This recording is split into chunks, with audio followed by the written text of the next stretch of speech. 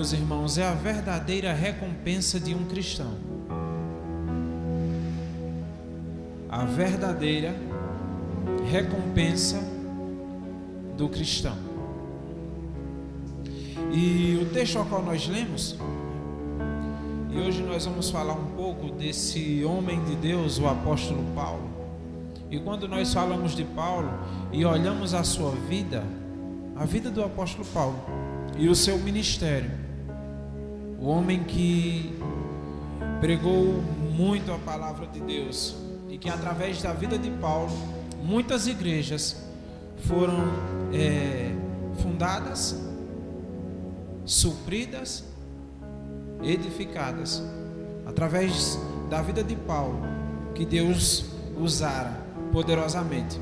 Então nós vamos falar um pouco, e principalmente nessa palavra, e vamos tirar aqui algumas lições para as nossas vidas. Porém nós vamos ver também o quanto Paulo sofreu na sua vida, no seu ministério, né? E como eu disse, através de Paulo Deus realizou grandes feitos. Quando a gente vai olhar, principalmente no livro de Atos dos Apóstolos, quantas curas Deus realizou através da vida de Paulo. Através da vida de Paulo Deus ressuscitou morto.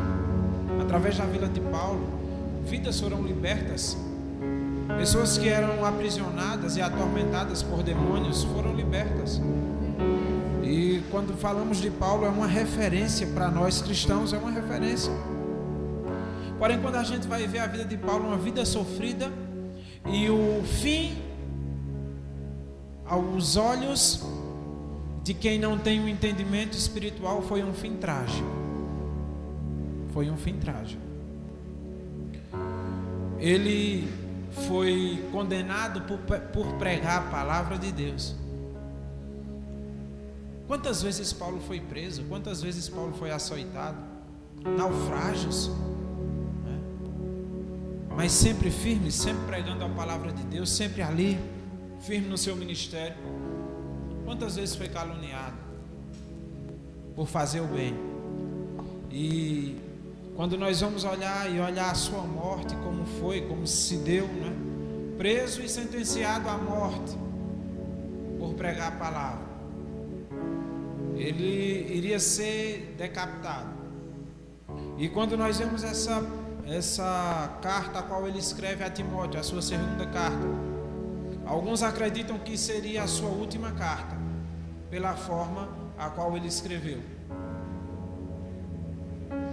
Porém, um homem de Deus, um servo de Deus, um homem que quando orava os enfermos eram curados, o homem que através da vida dele Deus ressuscitou morto, ele expulsava os demônios, ele curava os enfermos. Que homem!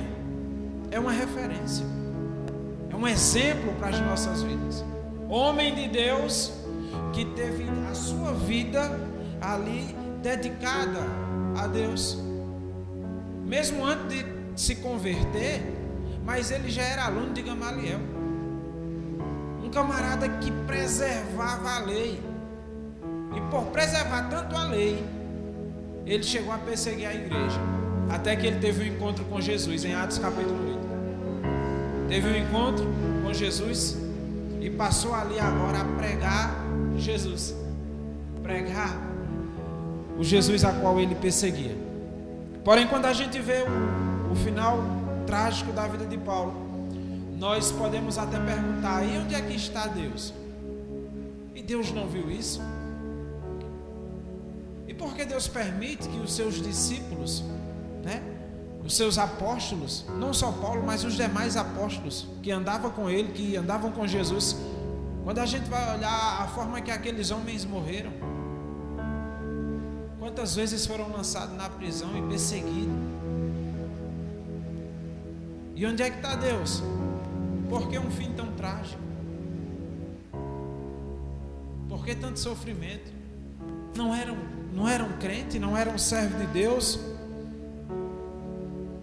E aqui eu quero falar isso nessa noite. O que vamos falar é a verdadeira recompensa de um cristão. É a verdadeira recompensa de um servo de Deus, de um homem de Deus, de uma mulher de Deus. E eu quero iniciar o primeiro ponto no versículo 6, a qual nós lemos. Você que está com a sua Bíblia aberta, me acompanhe na leitura. Ele escreve a Timóteo, ele diz: quanto a mim, já estou sendo derramado como libação, e o tempo da minha partida está próximo. Paulo já estava prevendo a sua morte. Já está próximo, Timóteo. O tempo da minha partida já está próximo. Se a gente for olhar o versículo 10 ao 14, ele vai dar algumas instruções a Timóteo: olha, venha depressa, traga a minha capa, traga os manuscritos, traga também Marcos, porque ele vai ser outro no ministério. Mas eu queria, esse primeiro ponto, tratar sobre isso. O tempo da minha partida está próximo. E Paulo sabia que a sua morte seria só uma questão de tempo, talvez até de dias, porque estava preso e a sentença dele já estava sentenciado à morte, decapitação. A sua cabeça iria ser cortada. E ele diz isso: o tempo da minha partida está próximo. Se você ler o versículo 16, você vai ver que Paulo, quando ele foi a julgamento, os irmãos da igreja, a igreja, né, que era para estar lá assistindo ele, dando apoio, ninguém foi. Leia o versículo 16. Olha o que Paulo diz: ninguém me deu assistência na minha primeira defesa, antes todos me desampararam, e que isso não lhe seja cobrado. Olha só, os irmãos que eram para estar lá apoiando o apóstolo na sua primeira defesa, no seu primeiro julgamento, que era para estar lá dando apoio, não foi ninguém. Não deram assistência, não deram apoio. E Paulo estava sendo ali agora julgado sozinho, sem nenhum apoio, sem nenhuma assistência, sozinho. Ninguém estava ali. Os irmãos não estavam ali. A igreja que era para estar ali dando um apoio também não estava. Porém, no versículo 17, Paulo diz: o Senhor, porém, esteve do meu lado, me apoiando e me fortalecendo.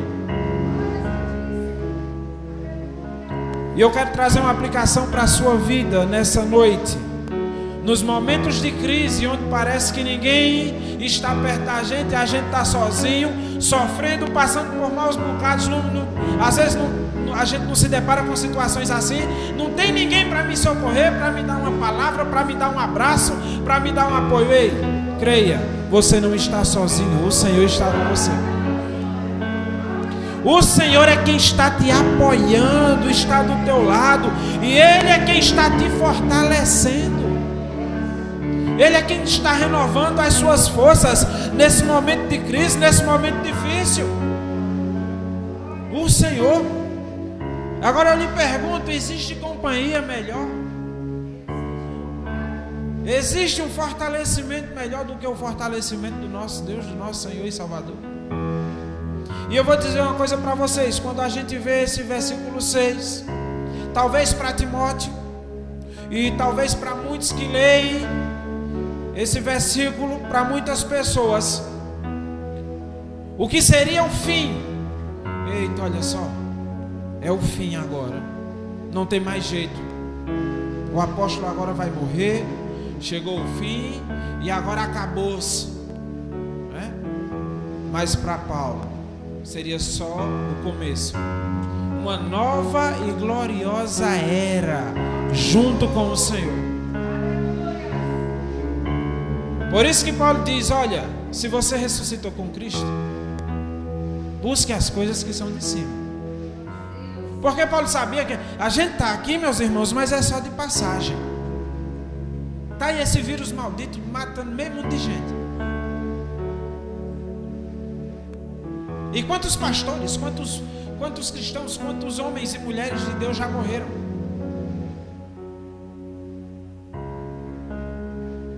Mas uma coisa conforta o nosso coração: é que eles ali começaram a viver de verdade uma nova e gloriosa era.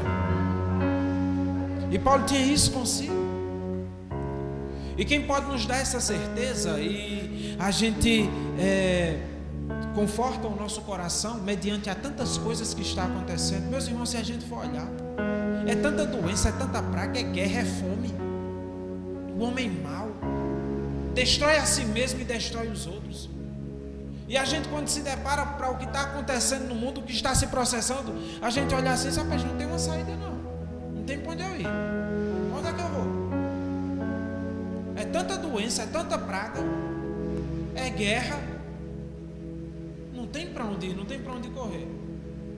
Mas é que o Espírito Santo que habita em nós entra em ação, e Ele nos conforta, e nos encoraja, e nos mostra que por mais que a gente venha descer a sepultura aqui, independente do que seja, nós vamos ter uma vida eterna com o Senhor na glória.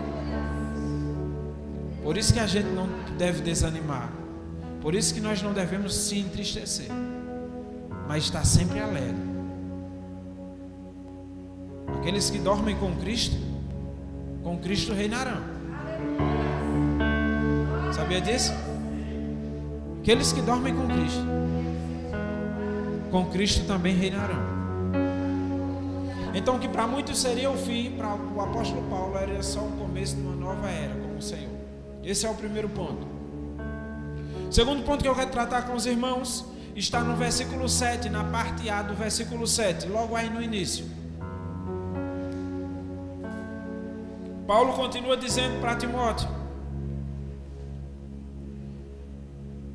combati um bom combate. Combati um bom combate. Na vida cristã, nós temos lutas diárias, não é? E tem momentos que parecem ser até batalhas mesmo. É tanta luta, é tanta prova, é tanta dificuldade, é tanta coisa acontecendo, tanto na nossa vida secular, quanto na nossa vida espiritual, quanto no ministério. São tantas coisas, tanta coisa que acontece. É muita luta, é muita batalha travada. E Paulo aqui, ele usa fala desse jeito, fala essa palavra, só olha, eu combati um bom combate. Enquanto eu estive aqui, eu fiz o melhor de mim. Eu combati mesmo, eu bati de frente. Eu não tive medo. Eu fui valente, eu fui guerreiro. Timóteo, a minha partida está próxima, mas uma coisa é certa, eu sei que eu combati um bom combate. E existem batalhas a serem travadas, tanto, como eu disse, tanto na nossa vida secular, são os problemas diários, quanto no reino do Espírito. No reino do Espírito é que as batalhas são mais duras e árduas. São mais duras. E quando eu falo em batalhas, nós precisamos primeiro identificar quem são os nossos inimigos. Você já parou para pensar? Quem são os meus inimigos? Será o vizinho? Será um parente? O presidente? O prefeito? De forma nenhuma. Nós temos que identificar quem são os nossos inimigos. Os nossos inimigos, meus irmãos, são os principados e potestades, os dominadores desse sistema em trevas. Eu queria que você abrisse comigo em Efésios capítulo 6, versículo 12. O apóstolo Paulo, ele escreve à igreja em Éfeso e diz para os irmãos, e nos diz nessa noite: pois não temos que lutar contra a carne e contra a sangue, e sim contra os principados e contra as potestades, contra os poderes deste mundo tenebroso, contra as forças espirituais da maldade nas regiões celestiais. Ou seja, os nossos inimigos não é nenhuma, não. É os principados e potestades. As lutas que a gente vai travar não é contra a carne, não é contra sangue, não é contra o homem da terra, é contra os principados e potestades. Essas são as maiores lutas. Essas são as maiores batalhas a serem travadas, porque eu digo uma coisa para vocês: se a gente vencer no reino do Espírito, vai se materializar aqui no reino na terra. Se a gente consegue vencer uma batalha primeiro no reino do Espírito, vai se materializar aqui na terra. Então os nossos inimigos são os principados e potestades. E por os nossos inimigos, pronto, nós identificamos os nossos inimigos. Agora, que arma nós temos que usar contra eles? Será um revólver? Uma faca? Eu vou matar o diabo. Uma faca, dou uma facada. Eu vou matar um demônio com um tiro. O principado é pá, matei. De forma nenhuma. Paulo escreve aos Coríntios na sua segunda carta, 2 Coríntios capítulo 4, versículo 10, ele diz: as armas da nossa milícia não são carnais, mas sim poderosas em Deus, para destruir ou para destruição de fortalezas. Ou seja, as nossas armas, meus irmãos, não são carnais, mas são poderosas em Deus. O povo de Deus é o único exército que é capaz de vencer uma guerra de joelho. De joelho no chão, em oração, em intercessão, em clamor. Nós somos o único povo que é capaz de vencer uma guerra de joelho. E nós, por os nossos inimigos serem os principados e potestades, nós temos que usar as armas que o Senhor nos dá. Que armas são essas? Efésios capítulo 3, versículo 17. 3:17, ou melhor, 3:14, que nos diz: estais, pois, firmes, tendo cingido os vossos lombos com a verdade e vestida a couraça da justiça, calçado os pés com a propagação do evangelho da paz, tomando sobretudo o escudo da fé, com o qual podereis apagar todos os dardos inflamados do maligno. Tomai também o capacete da salvação e a espada do Espírito, que é a palavra de Deus. Orai em todo tempo, com toda oração e súplica no Espírito, vigiando com toda perseverança e súplica por todos os santos. Meus irmãos, você quer vencer uma batalha no reino do Espírito? É oração e súplica, é buscar as armas que Deus nos dá, couraça da justiça, o escudo da fé, o capacete da salvação e a palavra de Deus que está aí no seu colo. Isso aí é a palavra de Deus, é a boca de Deus, a espada. Então nós temos que usar essas armas, e assim nós vamos vencer os nossos verdadeiros inimigos, que são os principados e potestades. O nosso inimigo não é a pessoa, mas é quem está por trás dela. Não tem aquelas pessoas bem ruins, gente que só faz o mal. Pronto, a gente não tem que lutar contra ela, mas é quem está por trás dela, quem está usando e quem está agindo. Quando a gente vence o inimigo verdadeiro, aquela pessoa não vai ter poder nenhum, não vai ter força nenhuma. Ela pode até entregar a vida a Jesus e se converter. Então nós vamos ter que visualizar quem são os nossos verdadeiros inimigos, que são os principados e potestades, e lutar contra ele com as armas certas. Terceiro ponto está na continuidade do versículo 7. Acabei a carreira. Olha só, primeiro ele diz: combati um bom combate, e segundo, acabei a carreira, ou completei a corrida. É o mesmo sentido. Completei a corrida. Paulo agora aqui usa uma metáfora de um atleta. Acabei a carreira, ou completei a corrida. E Paulo não afirma aqui que venceu a corrida, ele diz que completou. Completou a carreira. Acabei a carreira. Se a gente for observar, ele não diz eu venci a carreira, eu venci a corrida. Não, eu completei a carreira, eu completei a corrida. E eu vou dizer para vocês uma coisa: na vida cristã é como se fosse uma corrida. que tem obstáculos e dificuldades diárias. E diferente das competições a qual a gente vê, não é? Muitos competem e só um ganha o prêmio. Quem chega em primeiro ganhou. Quem chegou em segundo é o primeiro a perder. Então, em terceiro e para trás nem se fala. Então só o primeiro é quem as atenções são todas para ele, sim ou não? Para quem está no lugar mais alto do pódio. Mas em Deus é diferente. Todo aquele que completar a carreira receberá o seu prêmio.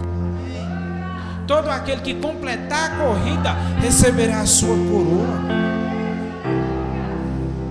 E Paulo diz isso. Paulo não diz, olha, eu venci a carreira, eu venci a corrida. Não, eu completei, eu permaneci fiel até o fim. Eu dei o meu melhor.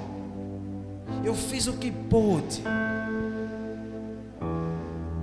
Eu fiz o que pude.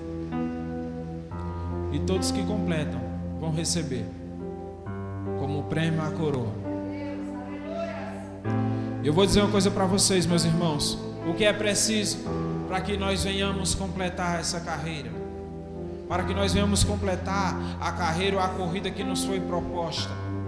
O que é preciso para que venhamos chegar até o fim, firmes, fiéis e receber essa coroa? Eu vou dar uma dica para os irmãos que está em Hebreus, capítulo 12, versículo 1, que nos diz: portanto, visto que nós também estamos rodeados de tão grande nuvem de testemunhas, deixemos todo o embaraço e o pecado que de perto nos rodeia e corramos com perseverança a carreira que nos está proposta. O que é que temos que fazer? Deixar todo o embaraço e pecado e correr a carreira com perseverança. E o que são esses embaraços? Você vê que o apóstolo, a gente tem o costume de dizer que a carta aos Hebreus foi Paulo, mas o autor é desconhecido. Só pela forma que foi escrita, parece com a forma que Paulo escrevia as suas cartas. Mas nós não temos um autor para a carta aos Hebreus. Mas independente do autor, o que foi que ele quis dizer? Pode observar que ele diz, olha, deixem ou vamos deixar todo o embaraço. Embaraço não é pecado. Pecado é depois. O pecado pode ser a consequência do embaraço. E o que são esses embaraços? Podem ser nossas manias, nossos costumes, podem ser amizades, é ou não é? Podem ser lugares que a gente frequenta. Não é pecado, mas é embaraço que pode dar em pecado mais na frente. Então isso nós temos que deixar. E como é que a gente vai deixar esses embaraços? Parar, pensar e fazer uma análise. Mas será que aquela amizade é amigo de verdade? Será que é uma pessoa de estar conversando, de ter afinidade? Mas será que o que eu estou fazendo, essas horas e horas que eu passo aqui com o celular na mão, será que isso é de Deus? Isso está me beneficiando em alguma coisa? São coisas diárias que a gente tem que parar e refletir. São embaraços que podem se tornar em pecado se não for tratado. E em seguida ele fala o pecado. Então vamos deixar isso. Quando deixamos isso, vamos continuar correndo com perseverança, ou seja, ser perseverante na caminhada cristã, na vida cristã. Ser perseverante, ser insistente, continuar, mesmo como diz um ditado, aos trancos e barrancos, mas eu vou continuar. Mesmo com a minha pouca força, mas eu vou continuar. Mesmo quando eu falhar, mas eu vou continuar. O importante é eu chegar até o fim, eu completar a carreira. Se eu completar, eu vou ser premiado, eu vou receber a coroa. Então eu tenho que completar. Quarto ponto, já estou terminando. Está na continuidade do versículo 7. Primeiro ele diz, combati um bom combate, acabei a carreira, e agora ele diz para Timóteo, guardei a fé. Guardei a fé. Sabe o que é isso? Permanecer firme no que acredita até o fim. vou permanecer firme no que eu acredito, mesmo em meio a tantas lutas, mesmo em meio a tantas dificuldades, mesmo em meio a tantas provações, eu vou permanecer firme, crendo, tendo fé em Deus. Eu vou permanecer firme, eu não vou abrir mão, eu vou continuar firme. Por mais que o caminho seja árduo, por mais que eu ande por desertos da vida, que eu passe por maus bocados, mas eu vou permanecer firme. Eu vou permanecer firme. Eu vou permanecer firme. O que a gente leu desde o início da vida de Paulo, desde o capítulo, versículo 6, essas 3 lições que a gente tirou para as nossas vidas. Até aqui agora, no 4º ponto, que quando ele diz eu guardei a fé, nós vamos ver que a vida cristã, que a nossa vida como cristãos não é um parque de diversões. Nós podemos entender isso, sim ou não? A nossa vida cristã não é um mar de rosas. Às vezes parece que um mar de espinhos. Por onde a gente se mexe, o espinho entra, dói, por conta de tanta luta e de tanta dificuldade. Sim ou não? Tem momentos em nossas vidas que é assim. Tem momentos em nossas vidas que nós vamos passar mesmo por essas tempestades. Mas o que nos deixa confiante, meus irmãos, é como Paulo diz aqui: eu estava sozinho, ninguém me deu assistência, mas o Senhor estava comigo. O que nos deixa confiante é isso, é saber, é ter a certeza da presença de Deus junto conosco. Isso é o que nos deixa confiante, e o que nos fortalece é nada mais, nada menos que a presença de Deus. Não é o irmão, não é o diácono, não é o pastor, não é o apóstolo, não é o bispo, é Deus. É Deus. É essa confiança que temos, que mesmo em meio às lutas, mas Ele está conosco. Mesmo em meio às dificuldades, mas Ele está conosco.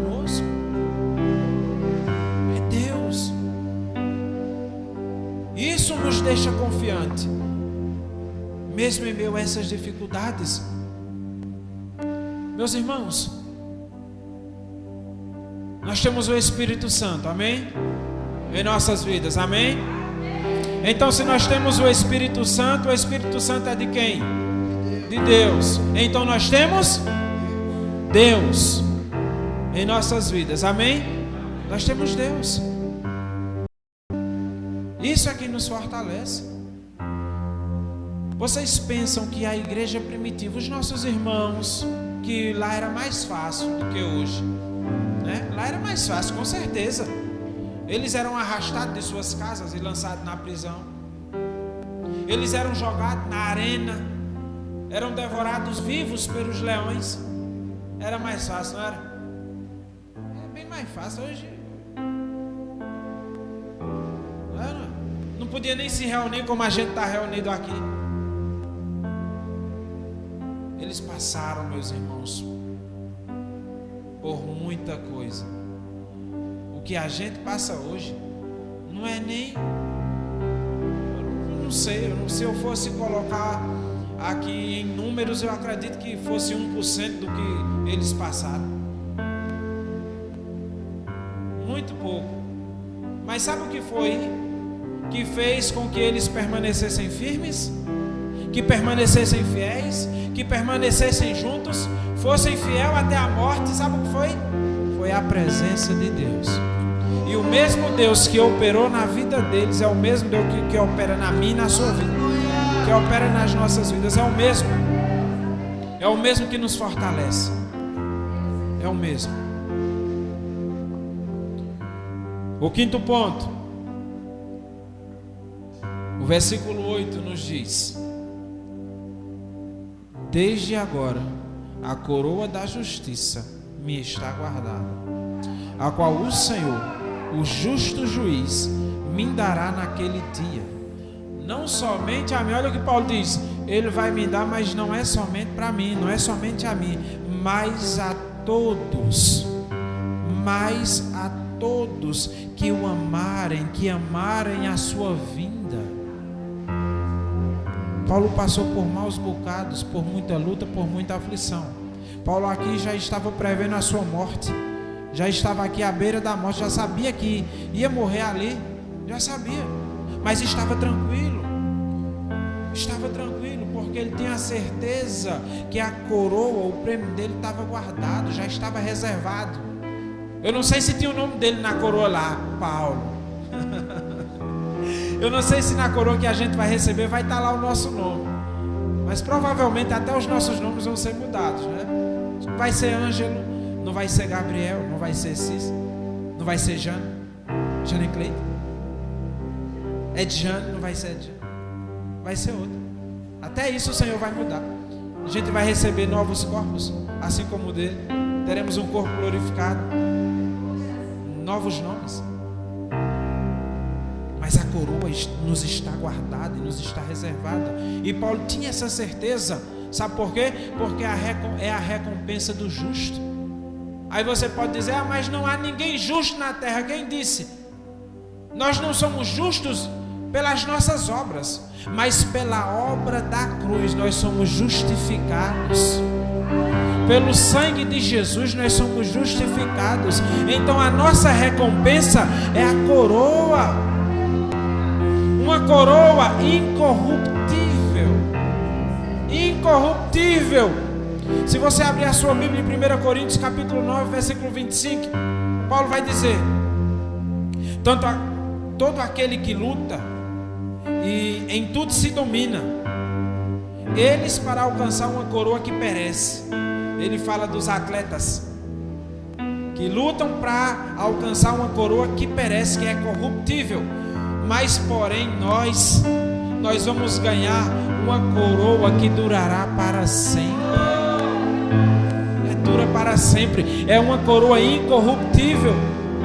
Nós vamos ganhar uma coroa, a coroa da vida. A coroa da vida. Tiago capítulo 1, versículo 12. Se você ler, você vai ver. Tiago 1, 12 diz: bem-aventurado o homem que suporta a provação. Olha só, bem-aventurado o homem que suporta a provação, porque depois de passar a prova, receberá a coroa da vida que o Senhor prometeu aos que amam. Está passando por prova, meu irmão, minha irmã? Está passando por luta? Aguenta firme, bem-aventurado, porque depois dessa luta, depois dessa prova, a coroa da vida te espera, teu prêmio. E Paulo tinha essa certeza: eu vou receber a minha coroa, a coroa da vida. E para concluir, nós vamos receber uma coroa incorruptível. Essa coroa é uma coroa da vida, e é uma coroa de glória. 1 Pedro capítulo 5, versículo 4 nos diz: e quando se manifestar o sumo pastor. Quem é o sumo pastor? Jesus é o bom pastor, é o nosso pastor. Então, quando se manifestar o sumo pastor, receberei a imperecível coroa de glória. Então vamos aguentar firme, vamos permanecer, vamos perseverar. É difícil às vezes, mas vamos perseverar, porque o nosso prêmio, a nossa recompensa não está aqui, a nossa herança não está na terra. A Bíblia diz que nós somos filhos de quem? De Deus. O reino de Deus é aqui? Não, de forma alguma. O reino de Deus é eterno, é na glória.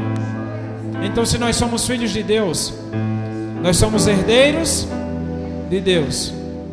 E a nossa herança está aqui? Está em Deus. É em Deus. E antes de concluir, eu quero só deixar aqui para os irmãos um alerta. Eu não poderia deixar esse alerta, para que a gente venha, não para fazer medo, mas para que a gente venha ter mais cuidado. Para que a gente venha ter mais cuidado com aquilo que Deus já nos deu, com aquilo que está reservado e guardado para nós. nós temos que ter um cuidado. Está lá em Apocalipse capítulo 3, versículo 11. Venham sem demora. Guardas o que tem, para que ninguém roube a tua coroa. Permaneça firme. Permaneça perseverante, permaneça vigilante. A coroa está reservada para você. Não permita que o diabo roube. E como é que ele faz isso? Ele nos tenta, ele se levanta contra nós para ver se a gente desiste. Ver se a gente desiste de Deus. Sai dos caminhos e da presença de Deus. Então nós não vamos fazer isso, amém? Porque nós somos um povo corajoso, amém? Nós não somos igual àqueles que retrocedem, mas nós somos igual àqueles que seguem avante, amém? E no final nós vamos receber a nossa coroa, que está sendo reservada para mim e para você. E eu quero concluir dizendo para os irmãos, meus irmãos, passamos por muitas lutas e por muitas provas, passamos por muitas dificuldades, mas nós temos uma certeza, e é uma certeza, é uma certeza. Diga aí, certeza. Certeza. Eu tenho uma certeza. Eu tenho uma certeza. Que o que Deus preparou para mim vai ser glorioso e eterno. E eu vou desfrutar do que Deus preparou para mim. Nós temos que ter essa certeza e seguir firmes, confiantes. Amém?